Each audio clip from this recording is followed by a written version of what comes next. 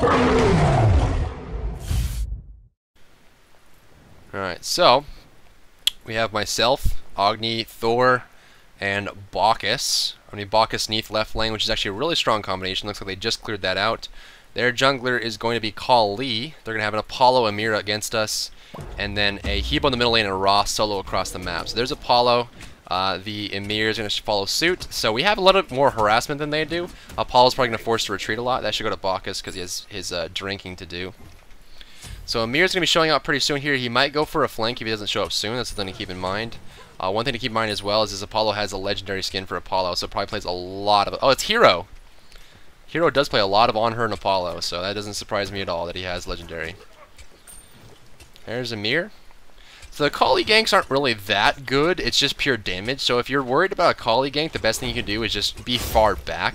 Positioning is going to be more important than anything else. Now obviously positioning matters for every gank, but the fact that Kali has no CC, the only thing they're going to rely on is the Mesmerize from Apollo and the Stun from Ymir. That's pretty much it. I mean, there's nothing else beyond that they can do.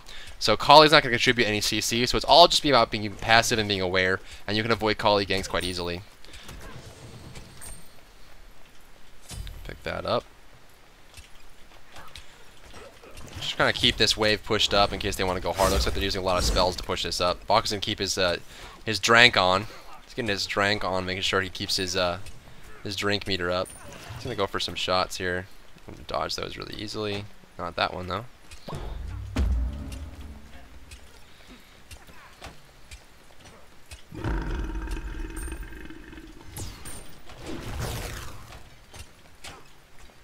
Some poke damage back and forth, nothing really too surprising. Looks like Thor's heading over this way, which means that Kali started on the same side. Just gonna put that down. Gives you a broken weave.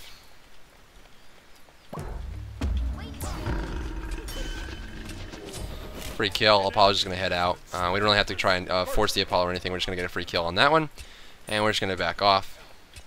We could have gone for the Apollo. Apollo was full HP and has a dash. Ymir was at 1/3 or half HP with no escape mechanism, so we just went straight for the Ymir, ignored everything else. That's why that choice was there. Generally, you want to go for the carry just because they're, you know, obviously squishy or whatever.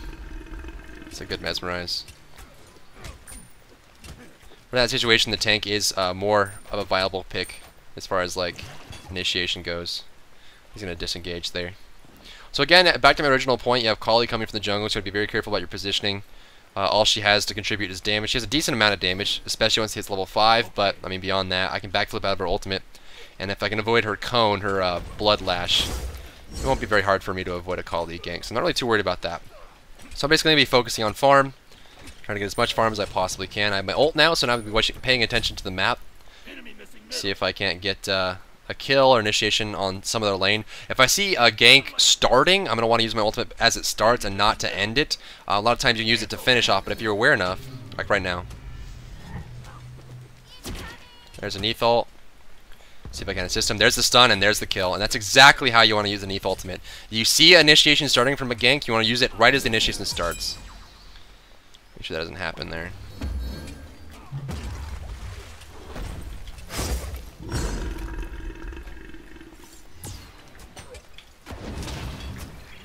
Some free hit on that.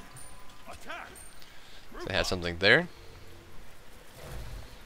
So we're gonna see. Looks like Naj on them, or actually the Kali in the middle lane, getting picked off there. I'm by myself, and one mistake a lot of people make is when they're by themselves in a lane, their support leaves or their carry leaves, back off. 2v1, it's very easy, especially for an Ymir Apollo, to just jump in and kill you off. And just be really, really careful about your positioning. Anything you can do to keep yourself alive while your teammate is gone is going to keep yourself in a good spot for the rest of the match. Make sure this doesn't come into tower range because I don't want to lose any gold. I am not in a position where I need to go back. I have half mana, full HP, and a healing potion as well as Death's Toll. So I'm going to stay here and wait for enough gold to finish off my Warrior Tabi, which I believe is 1445. 1550. So I'll have a little bit more after that. Belch of the Gods gets interrupted there. Hand of the Gods. I actually didn't get a whole lot from that one. We come over and get this blue buff for the Bacchus. In certain situations, you want to give the blue buff to your carry. In certain situations, you want to give the blue buff to your support. In this situation, generally, if you have a Bacchus or an Aphrodite, you want to give the blue buff to your support, just because they, they'll be able to use it for great, and Chang'e as well. Chang'e and Aphrodite just for the healing, as well as Aphrodite. Let's see if we can get initiation on this. Just go for Apollo, dude.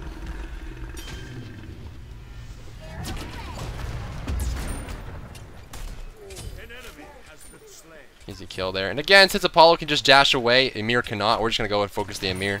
We actually probably could have got the Apollo there, but we're not going to bother. Just go for a free kill on the Ymir. We got a kill in the middle lane as well.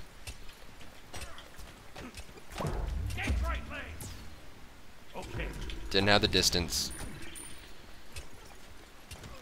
I mean, we're just kind of poking him at this point. We don't really have a killing potential without any cooldowns. I mean, obviously the Bacchus ultimate is still up, so we have that, but Apollo can just dash away closer to his tower.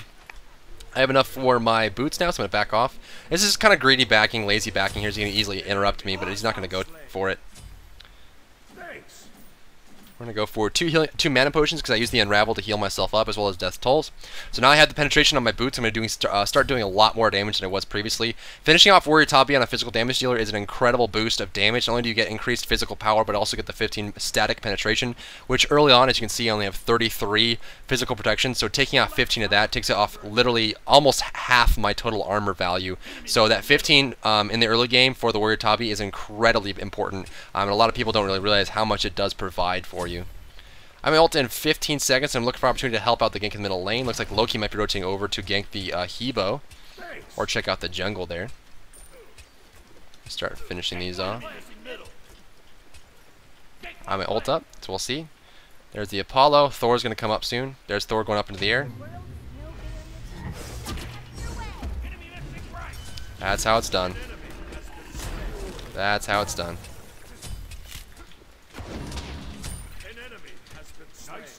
So you see how I used the ultimate right there to keep Apollo from jumping away or popping his ultimate. Right afterwards, the Thor ultimate came down, doing a lot of damage to keep him in place. And then right after that, the Intoxicate came out. So that's just good awareness. When you're playing a Neith, you really want to be aware of the minimap, what's going on and what's happening, because your ultimate is the main reason why Neith gets picked up. A lot of times Neith can just sit in her lane, and this is something you'll see, right now, is the fact that I'm just kind of sitting in my lane, doing absolutely nothing. I'm just farming, but I'm contributing with my ultimate and a few shots here and there to make sure that we, stay ahead in the farm and experience. So you saw in the beginning, I threw out a good shot in the middle lane to keep that Hebo from escaping, interrupting one of his abilities. That was really weird. Just gonna break that one. But I got the kill in the middle lane, and of course using my ultimate to help out my team, and just being aware of what's going on the map while farming. And you can pretty much just sit in your lane for the first, 15 minutes of the game as Neith and farm. And anytime your team needs help, just throw out an ultimate.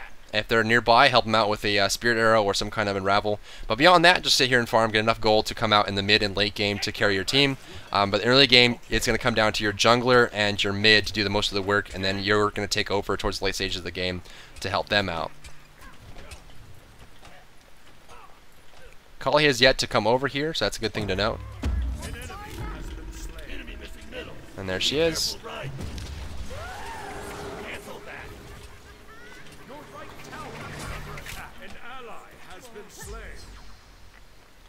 Not really a whole lot I could do by that. I missed the Spirit Arrow by a hair.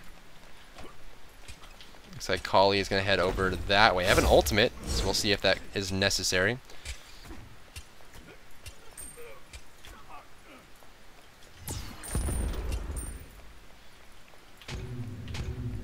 Throw that little dance there. A little dance in business. We have Agni in the middle lane. Looks like Thor's behind. Just going to clear that out. I'm actually going to head home now. As far as active items go, I'm going to go ahead and pick up an Aegis just for a lot of the burst damage they're going to have, especially the Hebo ultimate, the Ymir ultimate, Kali ultimate, and of course the Apollo damage output. So we'll see if that works out for us. I'm going to sell this healing potion and pick up a regular ward instead of a stronger ward. And then we can head out here.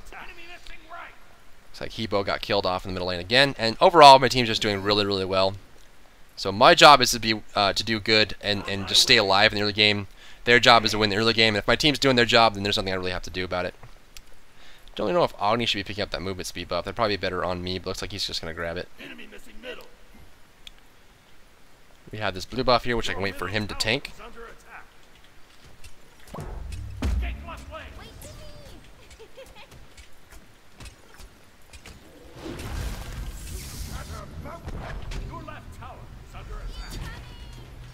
He just wants a mirror. He just wants the free kill.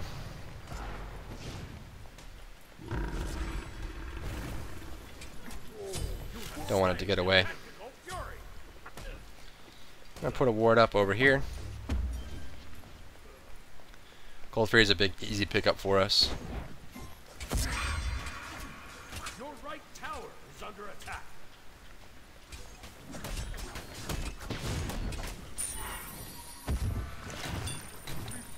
Apollo's up into the air. He's most certainly not going to dunk down on top of us. That would be incredibly greedy and selfish, and he would definitely lose his life for that one. So we're just going to go ahead and back off here. We get a Gold Fury, we get a kill in the left lane. We can probably get this tower pretty soon here. This is pretty exposed. I mean, with Apollo up in the air, probably ended up going home.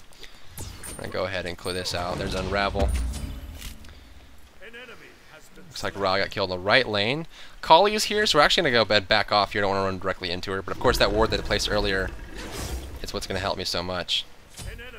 Now, the one thing you want to check on is active items. You want to check on this periodically throughout the game. So the first thought that I had there is making sure that Ymir doesn't have Blink. Because if you don't know what active items they have, you could be surprised by it.